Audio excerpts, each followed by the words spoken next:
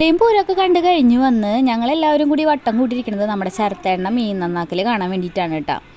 എല്ലാവരും വട്ടം കൂടി ഇരുന്നിട്ട് നോക്കുകയാണ് കേട്ടോ. ഏട്ടനൊരു കമ്പനി കൊടുക്കുകയാണ്. ഏട്ടൻ ഒറ്റയ്ക്ക് ഇരുന്ന് നന്നാക്കണ്ടെന്ന് വെച്ചിട്ട് ഏട്ടനൊരു കമ്പനി കൊടുക്കുകയാണ് കേട്ടോ. അപ്പോൾ ദേ കട്ട്ള മീനാണ് നന്നാക്കുന്നത്.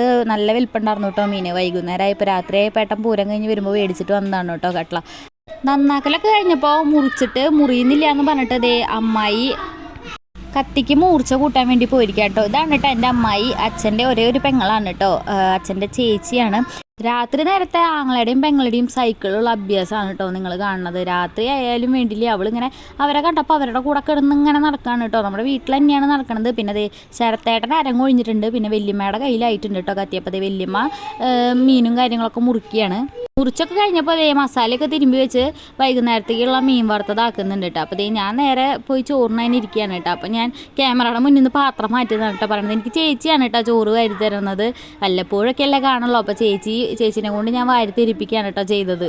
ചോറിനൊക്കെ കഴിഞ്ഞപ്പോൾ എല്ലാവരും കൂടിയുള്ള കുറച്ച് ഫാമിലി ടൈം ആയിരുന്നു കേട്ടോ. അപ്പോൾ ഞാൻ വ്ളോഗ് എടുക്കണ കണ്ടപ്പോൾ എല്ലാവരും ഒളിച്ച് മാറി നിൽക്കാണ്ട് കേട്ടോ. പിന്നെ എല്ലാവരും കുറേ നേരമൊക്കെ യോയും കൈ മുതിച്ച് കാണിക്കലൊക്കെ ആയിരുന്നു കേട്ടോ. ഒളിച്ച് നിൽക്കലൊക്കെ ആയിരുന്നു കേട്ടോ ചേട്ടന്മാരെല്ലാവരും കൂടിയിട്ട്. അപ്പോൾ ശരത്തേട്ടൻ മെയിനായിട്ട് ഒളിച്ച് കളിക്കാനായിട്ട് എന്നെ ഷർട്ട് ഇടാണ്ട് വ്ളോഗ് എടുക്കണ്ടെന്നാണ് കേട്ടോ പറയണത്. പിന്നെ അതേ പറഞ്ഞ് ലാസ്റ്റ് നിവർത്തിയില്ല. ഞാൻ എല്ലായിടത്തും ക്യാമറയും കൊണ്ട് ചെല്ലണമുണ്ട്. അപ്പോൾ അവർക്ക് നിവർത്തിയില്ല കേട്ടോ. പോസ് ചെയ്യാണ്ട് അവർക്ക് നിവർത്തിയില്ല. അപ്പോൾ എല്ലാവരും പോസ് ചെയ്ത് തുടങ്ങിയിട്ടുണ്ട് കേട്ടോ.